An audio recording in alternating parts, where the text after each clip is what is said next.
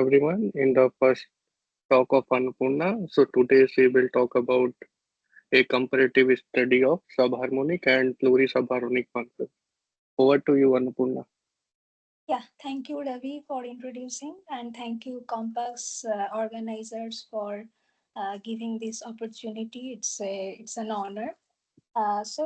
Today, I'm sorry for those who have seen some stuff of this. This will be very basic of this. I will basically start with subharmonic function. I will not be talking about plurisubharmonic function today, and in subharmonic function also I will be starting with very basics. So I'm sorry to the experts if someone is here. So for them might be very boring.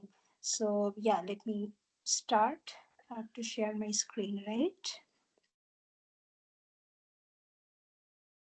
Share screen.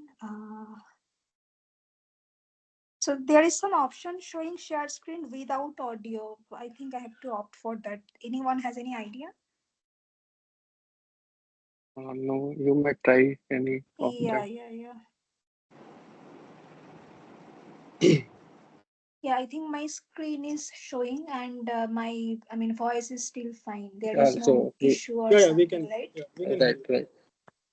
Okay, okay, fine. So yeah, so I will start with some discussion on subharmonic functions. So, as I said, this will be very basic. So, I will prefer to start how I like to see subharmonic functions. Where does they come from? Uh, I mean, Probably most of you have seen the definition in some context, but I wanted to. For my learning also, I wanted to see what is the most basic way to see in some sense subharmonic functions. So I will start discussing about what are subharmonic functions, or rather I can ask where do they say come from. By come from, I'm not talking about any physical phenomenon or something, but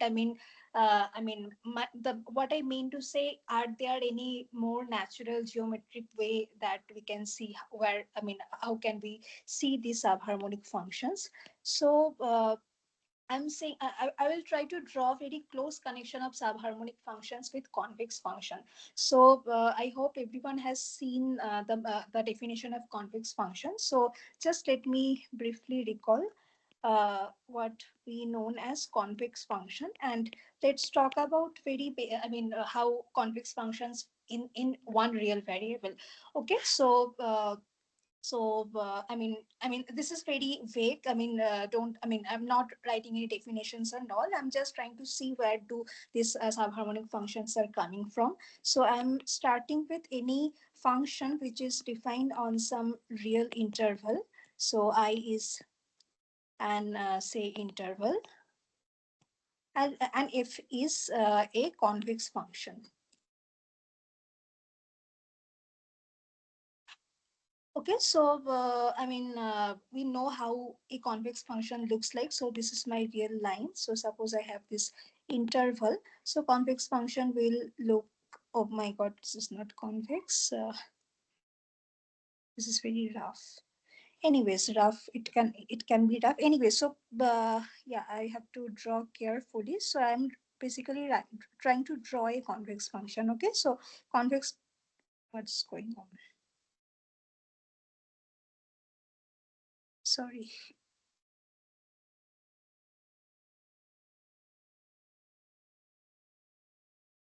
Please forgive me if it is not convex, but I know, I hope you mean what I'm trying to say. So this is how convex function looks like. So if I is my interval, so if I have 2 points A and B, you take those 2 points A comma FA and B comma FB. What convex function does is, so the graph of your convex function will always lie below the straight line joining a comma fa and b comma fb, right? So this is my convex function, right? So yeah, so what is this saying basically? If you start with a convex function, if you write, if you want to write this, so just give me a minute. Yeah, so so suppose now you are taking an interval, say j, which is possibly a subset of I. Now I am just trying to see. I mean, now you take any subinterval centered at some x naught, then by convexity you are getting that this central point fx naught, which is nothing but x naught minus epsilon plus x, I mean the average of these two terminal points. Why is this red thing coming? Uh, okay, it's gone now. Yes, so by convexity, what we are getting this f of x naught, this will be dominated by half of f x naught minus epsilon, and the basically the average of these two values f x naught minus epsilon and x naught plus epsilon. And I mean, please note that x naught is the center of this interval. Okay, so this picture I initially draw is for general intervals, so I am now interested to see an interval with a center at x naught, and my interval is x naught minus epsilon and x naught plus epsilon, and this is what a convex function is giving us. Now if you see this thing, this is the last inequality I wrote. uh, yes, so this is okay, I think I can get rid of.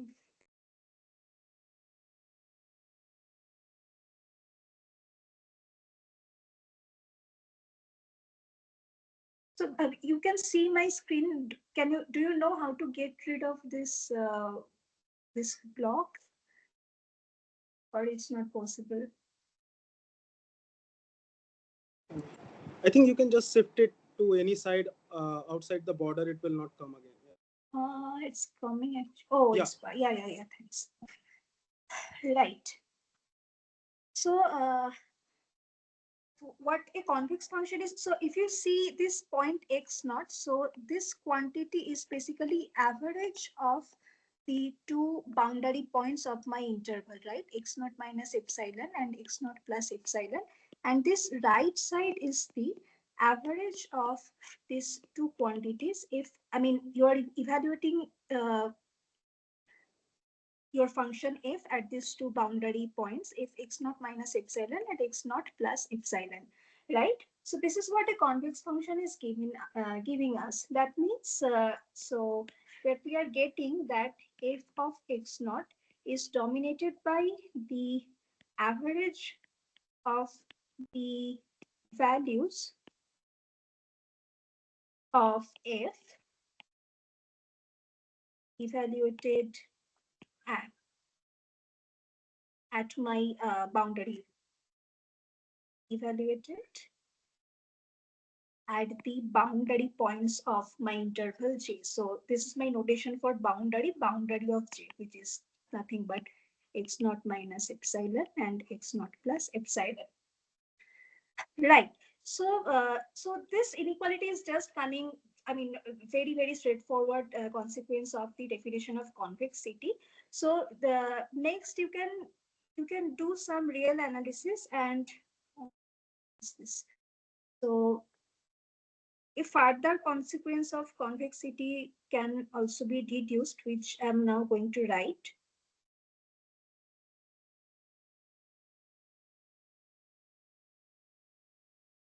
So yeah, once we get this, now you check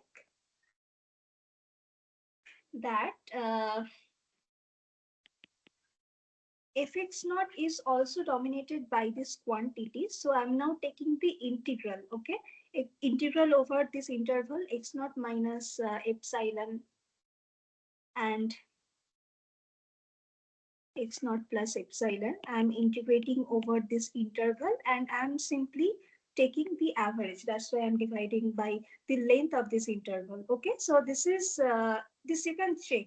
And please note this x naught is the central point. That is very important. I mean, it will not be true that if you just integrate and I mean, if you change x naught by x or some y, this will not be true. Okay, so you this is not hard to see. So given if you have a convex function f and it is convex in some interval x naught minus epsilon and x naught plus epsilon, these two inequalities will actually hold. Okay, so what is the moral of this story? So that I will now write. So if I have a convex function that is defined in some interval, then it has the following properties.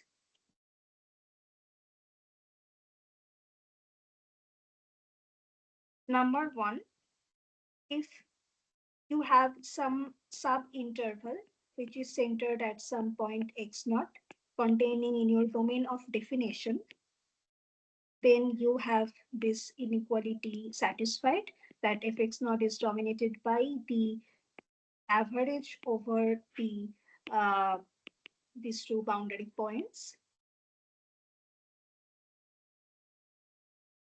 And this, okay, so there is this average is there. So you can think this half as the basically the measure of the of the boundary because you have only 2 points, right? So I mean, on all of this might seem very basic, but I'm trying to see how the definition of subharmonic functions come, and that is exactly coming from this definition. So this is number one, and number two, this will follow from the small exercise I mentioned. So this convex function will also satisfy the another sub mean value property. So basically, this will also dominated by this in this average, so that now this average is taken as the integral, right? So this is nothing but as I wrote, it's not I mean the measure of boundary of j is basically 2 epsilon and you are now taking the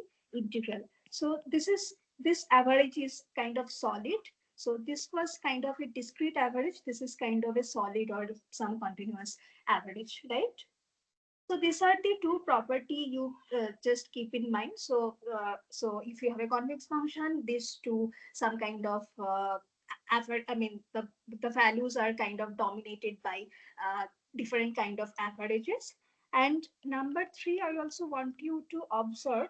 So the maximum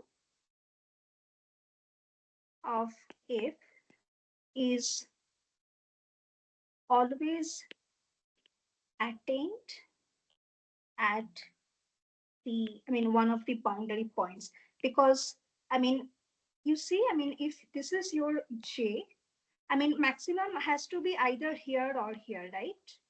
I mean, minimum can be anywhere, but if maximum is would attain somewhere here, I mean, somehow the convexity would lose. So maximum always has to be attained in one of the boundary points. So I think, I mean, pictorially at least this is clear. So this basically all of this 1, 2, 3 I described, this will appear as I mean, one of the fundamental property of subharmonic function. That's why I'm explaining this. So so this was the moral of the story for explaining all this convex function just in one real variable. So now I will basically say that subharmonic functions are basically some generalization of this of certain functions which basically satisfy this first property. So basically I will now look in the more domain in higher dimension in real Euclidean space itself. And I would want some functions which also satisfy this some analogous property given by this. So that this is how subharmonic function will come. And yeah, so yeah, now I will now give you the formal definition. So I mean, yeah, So subharmonic functions are defined on open sets in Rn. So if you have seen my abstract, I mentioned that probably there will be more emphasis on domains in R2, and the reason is R2 is C, and I mean ultimately my interest, I will be interested in doing complex analysis, but in this lecture at least I don't think I will be talking about any complex analysis. So I will just define subharmonic functions in the domains of real Euclidean space. Okay, so let omega be open set of real Euclidean space Rn, a function. Any questions? So far, please feel free to interrupt if you have any.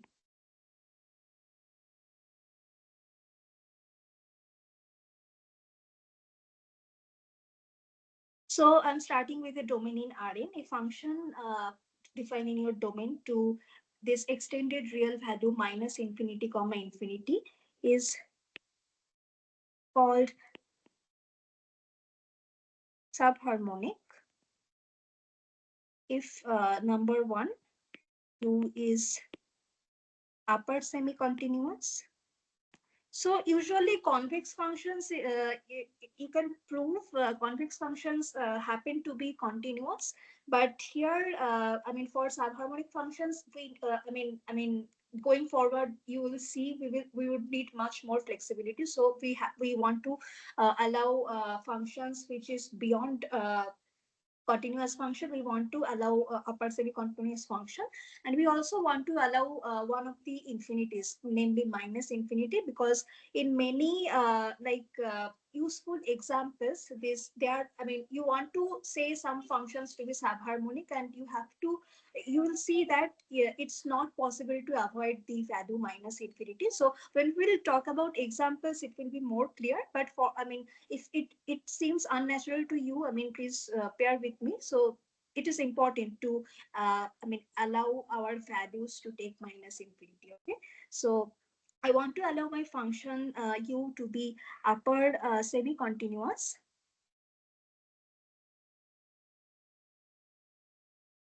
Now, yeah, so as I said, we want to allow our functions to attain minus infinity, but at the same time, we don't want the situation that the function is minus infinity everywhere. Okay, so somehow we also have to make sure infinity, although minus infinity is attained, but that attainment is in very small sets. So for that, I have to make some assumption. And so the assumption is, the function should be such that it is not identically minus infinity on any connected component of omega. So, omega, I'm not assuming connected in this definition, at least. This is only open set. It can have multiple connected components. But going forward, when we will see results, some important results, properties of subharmonic functions, in some contexts, we might need omega to be connected. So, but I will specify in those contexts. But in this definition, you don't need to assume any connectedness. So this is my first requirement, and secondly, the main thing, I want some analog of this inequality to be satisfied. Okay, so yeah, so what I want is for every ball, say BR, maybe B x naught comma r. So this is the real Euclidean ball in my Rn, and the ball is such that its closure is contained in omega. So this is the notation for B, if you have not seen earlier. So this is the meaning of this.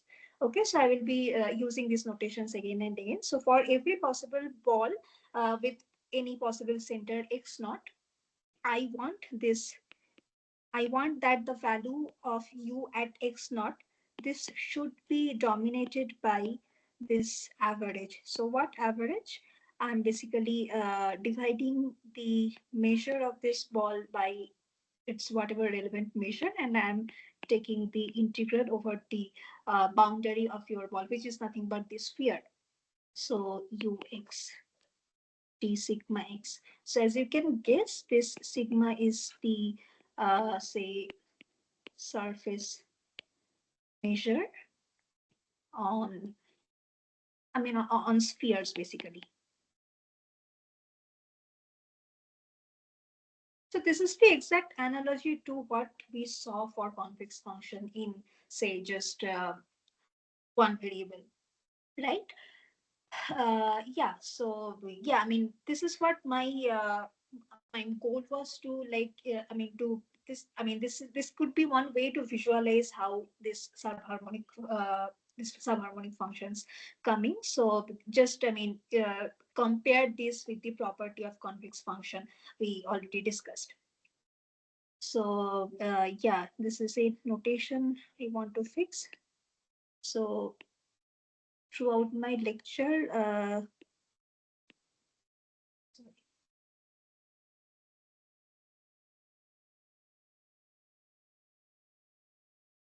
the class of subharmonic functions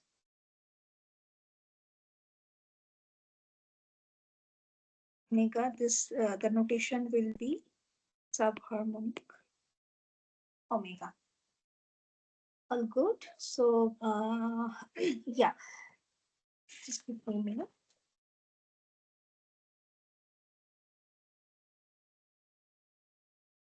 Right. So I would like to discuss some important properties what subharmonic functions enjoy. And again, maybe again and again, I will be comparing with convex functions as I described in the earlier. So yeah, these are very basic properties that subharmonic functions enjoy.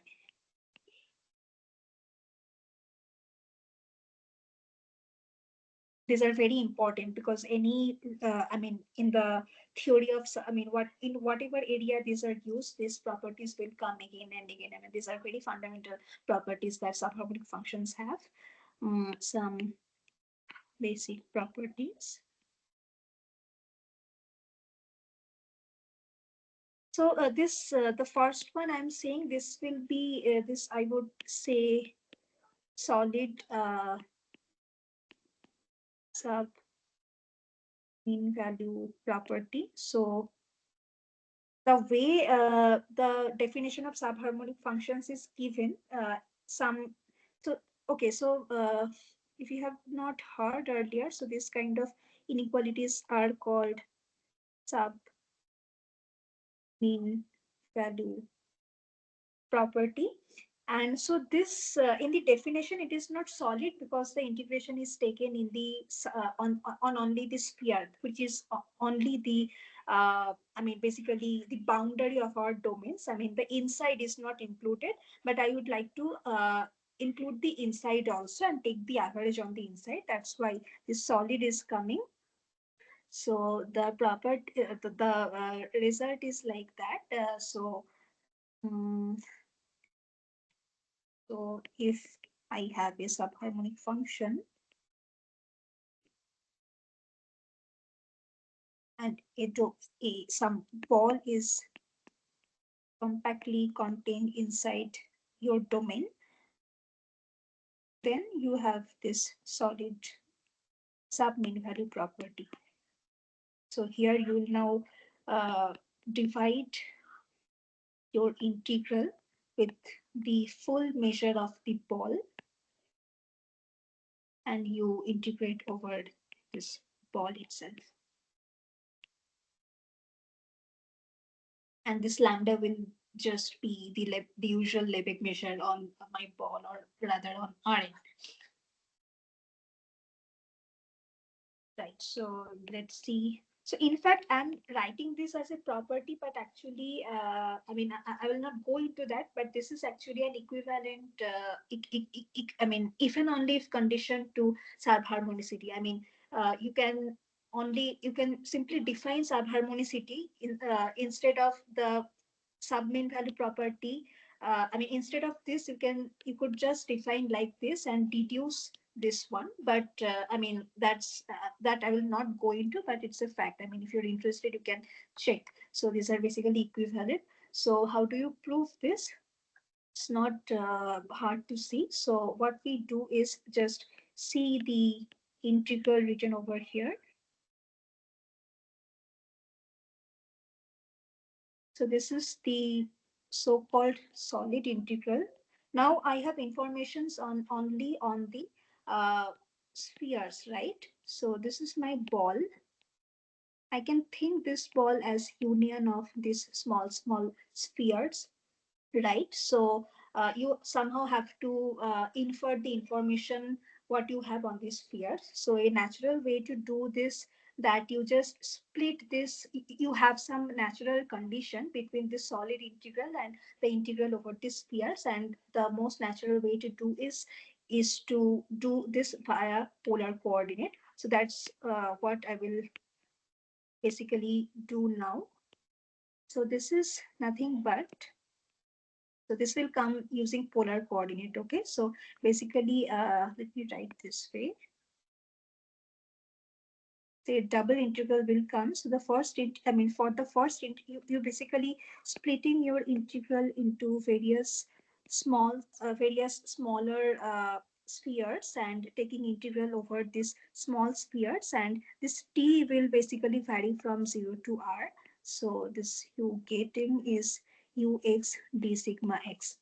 Okay, so yeah, so this integral is now take, I mean, over the smaller spheres. So somewhere here, not in the solid part, but in the surface part. So, right, so now you have some information, and sorry, and this sigma, I mean, this is not lambda anymore. Just have a note. This is the surface measure. So using the definition, now you can show that. So this is as it is. You have integral over 0 to r. Now there will be change. So this is nothing but sigma, the measure of the surface measure of bx naught comma the smaller ball t, and ux naught dt, right? Mm, right. Right. So this is coming from the definition of your subharmonic function itself.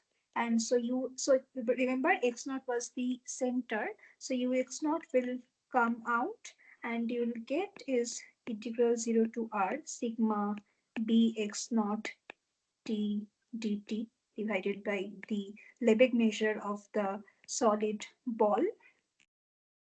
And again, so this two are basically same. I mean, these two are equal. You can prove you again using polar coordinate, and also intuitively, this is not hard to see because all these small spheres basically covers your full ball, right? So this is ux naught, and yeah, this completes the proof.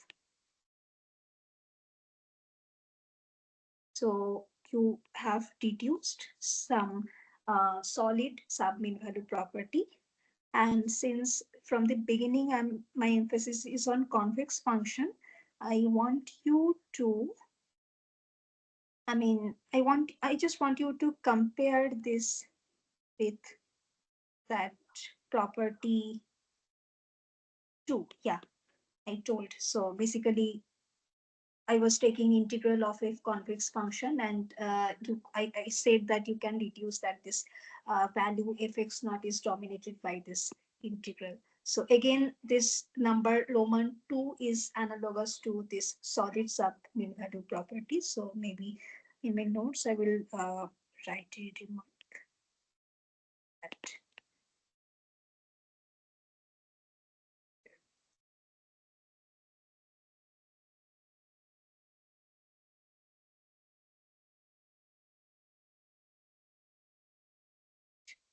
Any question?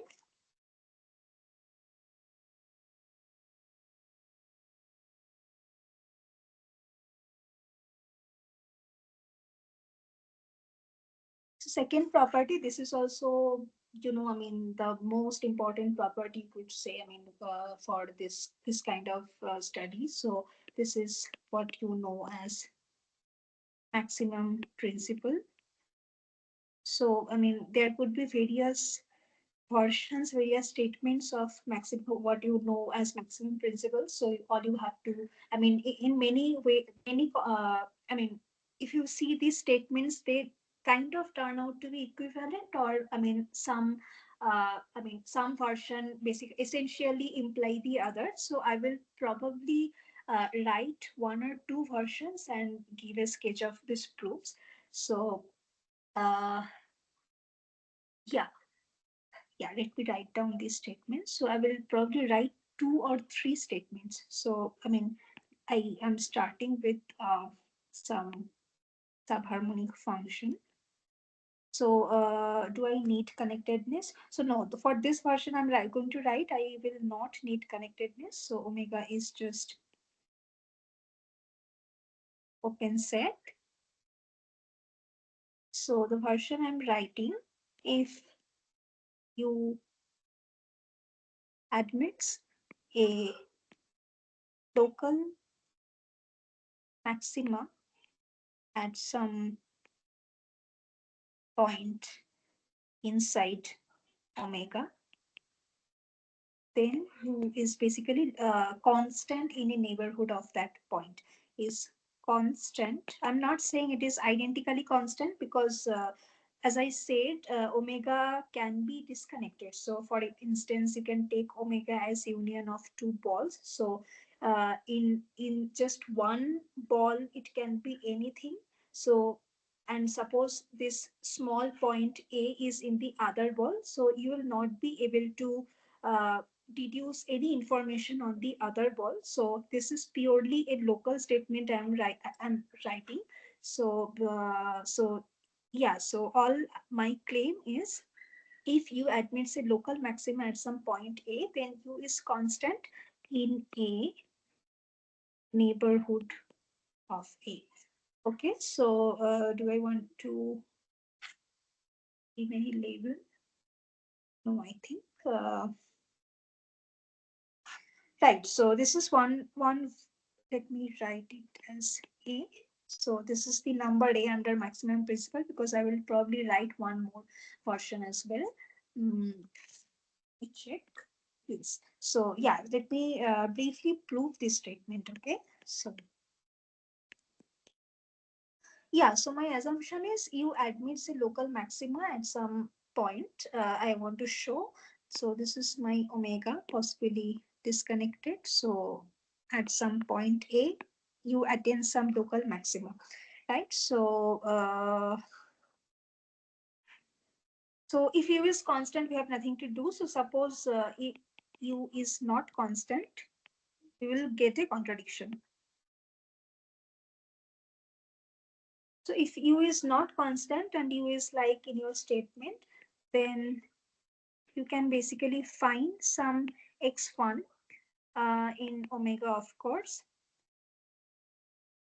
such that uh, basically x1 belongs to some ball centered at A, where A is a point of local maxima, right? So I will assume that how should I write? So as U has a local maxima, I can find some R such that u of x is smaller than u of a for all x in some small ball, right? I mean, that's what the meaning of local maxima is. So this is the small ball in which a is a local maxima. So if okay, I want to show u is not constant in that neighborhood. So I mean, I will focus on this small ball itself, nowhere else. So if u is not constant on b uh, uh, uh, okay, and okay, so also, I mean, I can make a r small enough so that, and I can make sure that the closure of PAR is contained in omega, right? So all everything is very good. So I want to show that U is constant on this small ball B. And if it is non-constant, then I can find some x1 such that x1 is b in R and ux1 is strictly ux0, right? I mean, I hope this is fine. I'm not doing any mistake. Right. So, yeah, now I want to arrive at some contradiction. So, what happens? So I know that I don't know anything about continuity of U, but I do have upper semi-continuity of U, right? So I got some x1 which is smaller than ux naught. So by upper semi-continuity, uh, you can say that there is, so I have some exceptional point x1, right? So I will get some, Sorry, is it X yes. naught or A? U of A or U Ah, of sorry, X naught? sorry. Yeah, yeah, Because yeah, yeah. Exactly. okay, Yeah. So this is it. Thanks.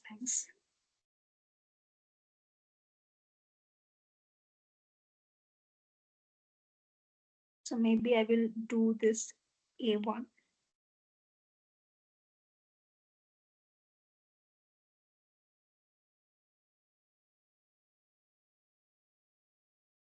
Right. So by upper semi-continuity of U, you can find some small epsilon such that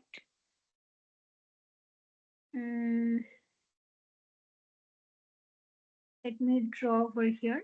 So I got one A1. So by upper semi-continuity, I will be able to find a very small ball around A1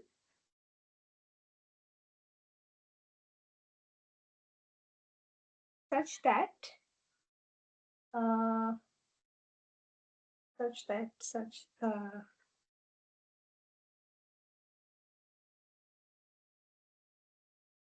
okay, let me do another modification. Sorry. I won't need upper semi continuity, but I probably have to do one adjustment. Okay, so UA1 is strictly less than A1. I can find some small epsilon such that UA1 is again less than UA minus epsilon, right? So, this will be important because ultimately I will be doing some estimate over integrals, right? So, yeah, so this is all fine. And now I would like to use the upper semi-continuity of U. So, using upper semi-continuity, I can find a small delta such that for all points in this small neighborhood of A1, okay? For all points in this red ball, basically, that I drew in the picture, for all such points, I would have Ux is still less than UA minus epsilon, right? So in a solid ball, I'm getting this inequality. Now I would see how the contradiction arises using my what the property I already have. Okay, so what I do is now I know I have UA. So by the solid sub-mean value property, I have this is dominated by the the Lebesgue measure of this ball. My notation is correct, I guess. BAR, right? And you are taking the integral over this full ball, ux dx. Now I have some information on this small red ball, right? So this is the natural way to, the natural temptation that we just split this integral over these two parts. So one part would be this small red ball, BA1 delta plus BAR minus BA1 delta, right? Right. So in this small ball, we have some information. So in this small ball, I have that all points are dominated by UA minus epsilon. So I have this. So the integrand is now becoming constant, and and what else we have, right? And recall, a was the point of local maxima, right? So everywhere I have this thing, meaning this the second integral can simply be dominated by u of a, right? So I have these two things. So you can just see from here that you take the constant functions out in the integral. So basically you will get ua minus epsilon plus second.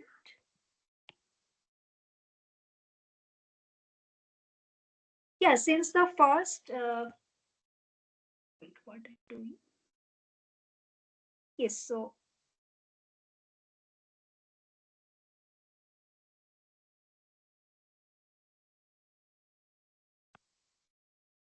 right. So UA minus epsilon is strictly less than UA. That's why I did this UA minus epsilon. So you can do is this, take out everything UA, and the integrand is basically becoming this,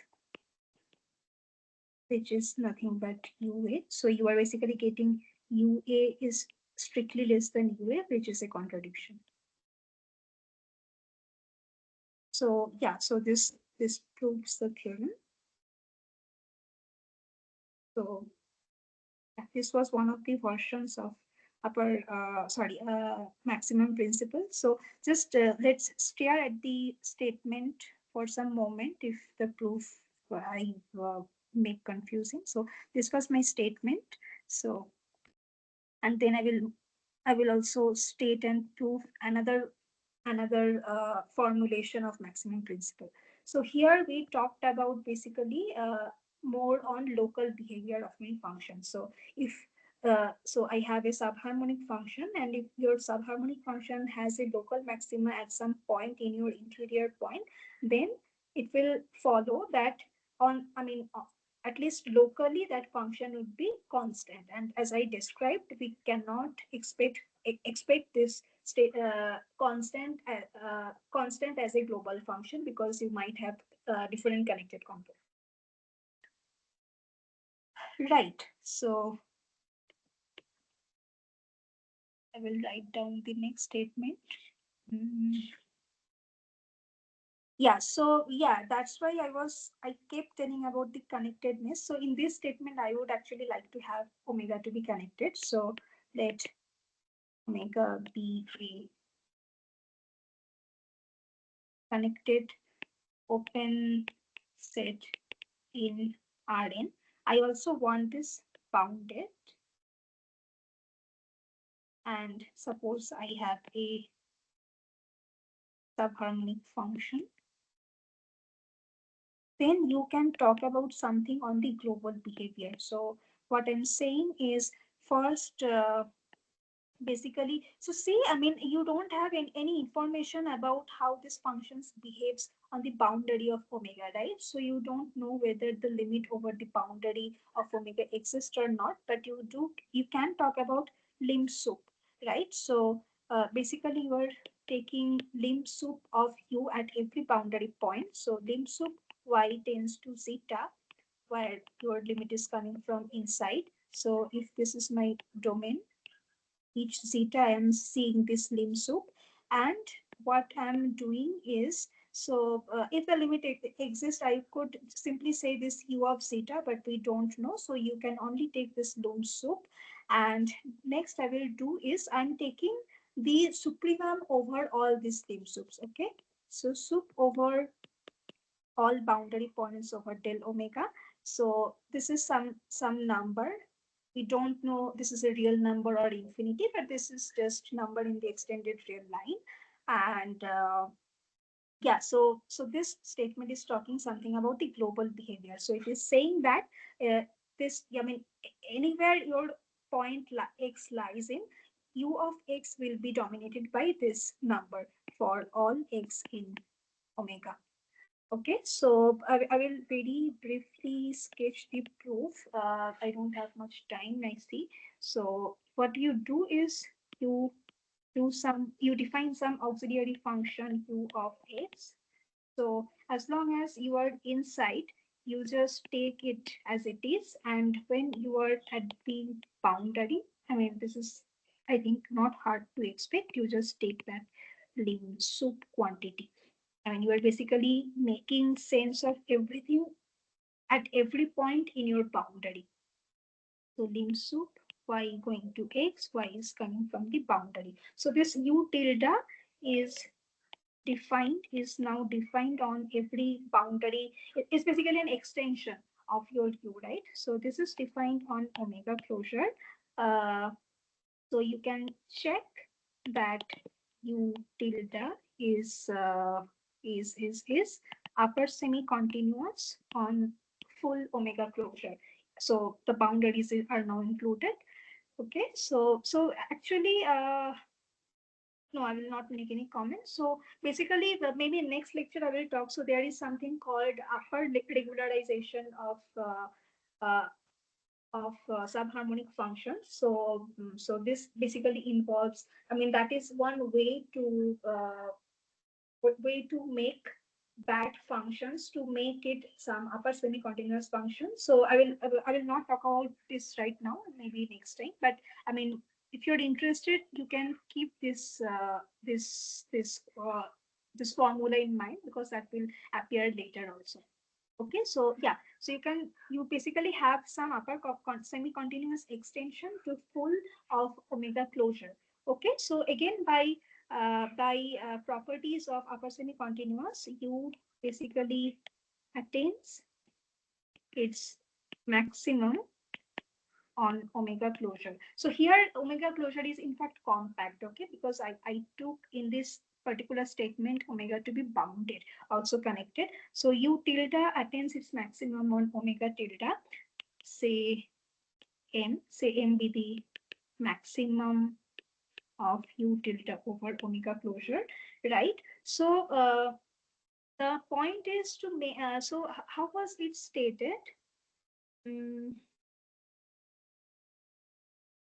okay, just I think actually I can say something stronger. Okay, so in this statement itself, bit messy.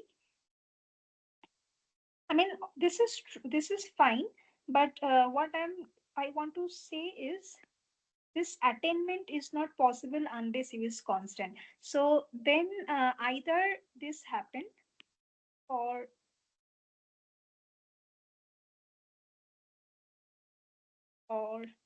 u is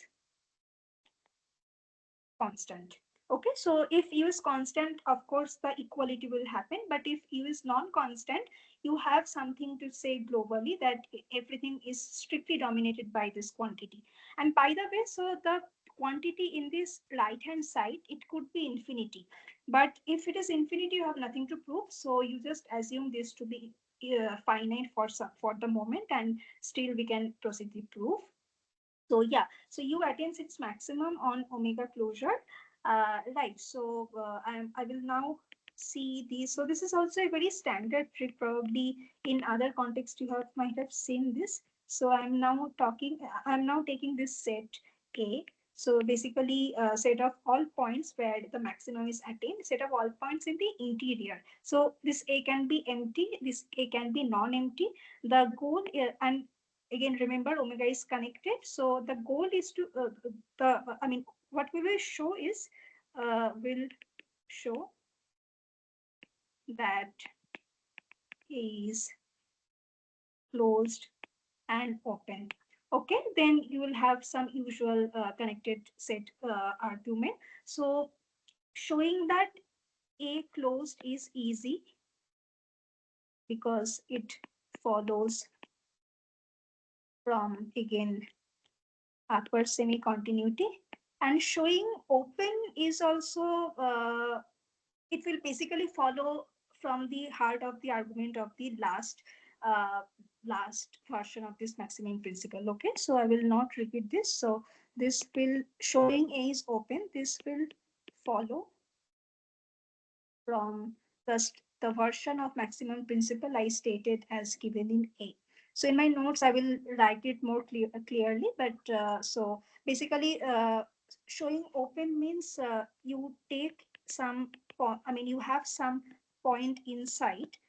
such that this maximum is attained. So this essentially is saying, this exactly is saying A is the point where global maximum is attained. So in particular, local maximum is also attained.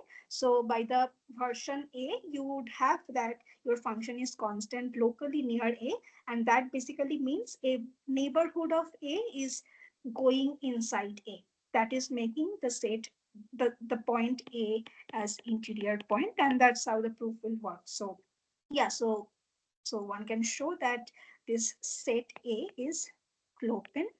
So the I mean, now you know how to proceed because I have connected components. So if A is non-empty, then A must be omega, and that will basically complete the proof.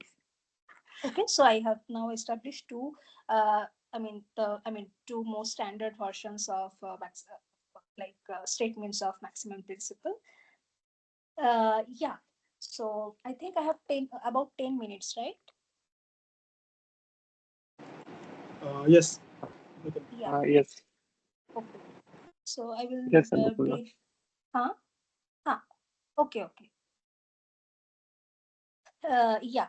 So, so again, I am very biased to convex functions, maybe. So I will again explain some a property for subharmonic function and compare it with convex function. So, okay, I never defined harmonic function. I'm sure every one of you has seen this, but to be self-contained, I will just, for sake of defining, I will define it right this way. So a function. So okay, I am. Did I mention my functions to be real valued? It has to be because I'm talking about inequalities, right? So yeah. I assumed here. I assumed here. Uh, yes. Okay, so I'm fine. So I'm still talking about functions which is taking values in the extended real line. Okay, so I'm not talking about the functions which is taking values in the complex line. Later on, I will do, but today's lecture I don't need. So a function u from maybe I write this because I don't want now. I mean, yeah, I don't want. Okay, so a function is called harmonic if and only if you both of u and minus u are subharmonic.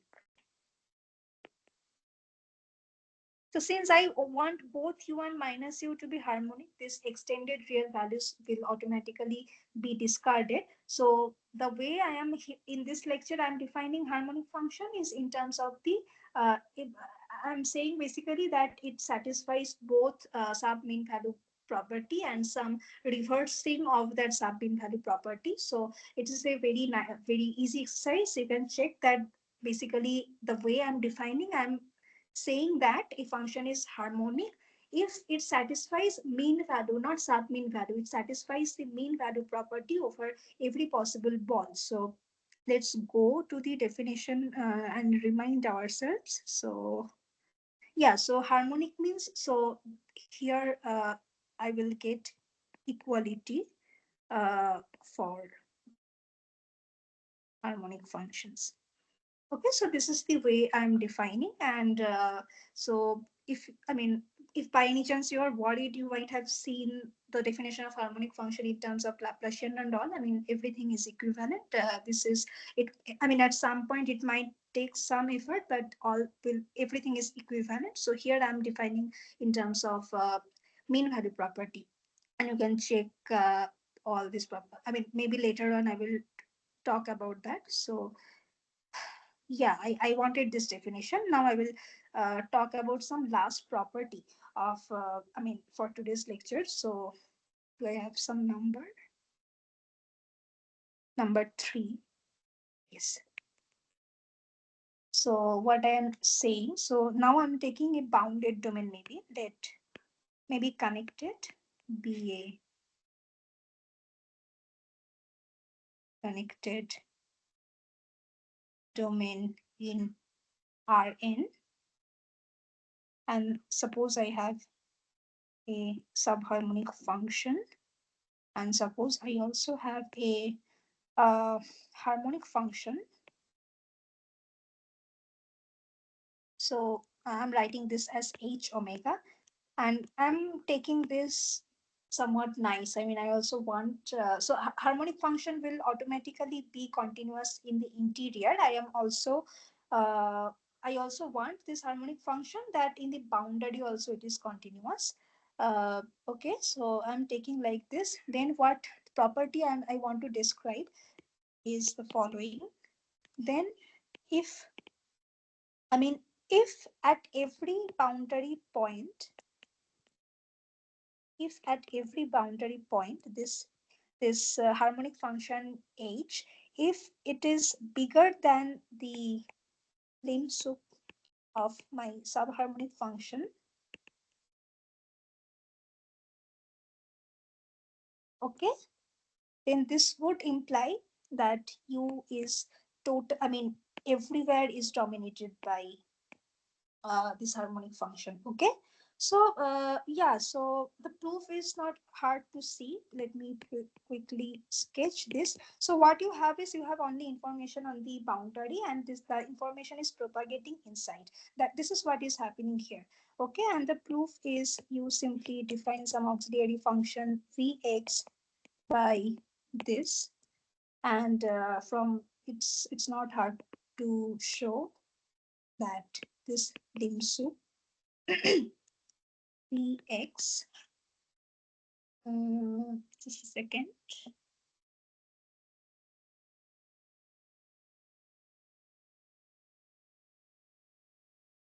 Right, this is okay. I think it is just immediately follows from the second version I was talking. So what you get is from maximum principal version B, I have for all x in omega, Vx is dominated by lim sup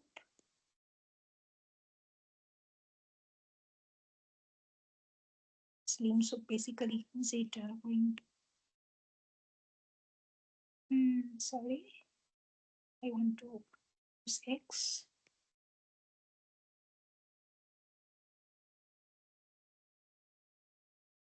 Yeah, I think this is fine. And from my hypothesis, this is less or equal to 0. So this will basically imply that u of x is less or equal to h of x for x below. Right, so this is the simple proof that is, I mean, almost immediately following from your maximum principle. But I wanted this to describe for again, to again, you know, compare with convex function. So for convex function, if you remember the picture, what would happen is I have 2 points. This is the graph of my convex function, and the graph of the function is always stay below the uh, the the affine function, right? So affine function means the line basically, right? So let me briefly write this. So for remark maybe,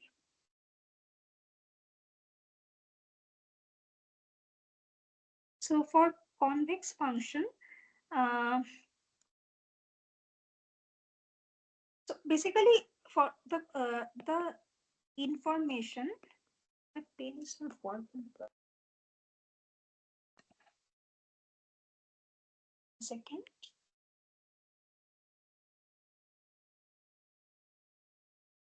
right. So for convex function, what was happening is the information on the boundary of my interval is kind of propagating inside, right? Meaning in the boundary, you knew that your function is dominated by some function. So it is implying that in the inside also this function is staying below, meaning the function is staying below your linear function. So I just want you to compare this harmonic function with linear, rather affine function, and subharmonic function with convex function. I mean, that was the whole story I wanted to describe. So here also the same thing is happening. If you see, so basically you have you have that in the boundary, the harmonic function is dominating the subharmonic function, and it is implying that the domination is all over the domain. So the exactly same thing was happening for convex function. So this is one nice compare. If you have not seen earlier, this is a nice comparison to keep in mind, that you basically see, compare subharmonic function with affine function, and sorry, harmonic function with affine function, and subharmonic with convex. And in fact, for real line, you can in fact prove that. So like real in R, I'm saying. So harmonic functions are basically if double dash is 0, which is nothing but f is of the form x plus b. So yeah, I mean, this is just for intuition. I wanted to mention this. So I mean, this is something yeah, this is very important, I feel. So this is what I wanted to describe. So this is the last property I wanted to explain today. And maybe I will stop today, and next time I will again talk about maybe some more important properties and some examples. I have not given any examples, but yeah, so you should guess what is the one class of example subharmonic function should be, because I was very biased towards it. So you can prove that all convex functions are subharmonic. So just from definition, you can prove, you can see. So if there is time, I can briefly start with proving this. So there can be multiple proof from the definition. There can be some elementary proof, there can be non-elementary proof also. I have not decided, but yeah, so at least I gave some example of subharmonic function in, yeah, in domains of Rn basically. So yeah, this is where probably I would like to stop. Yeah, thank you. Yeah, thank you, Annapurna. So is there a question? Anyone?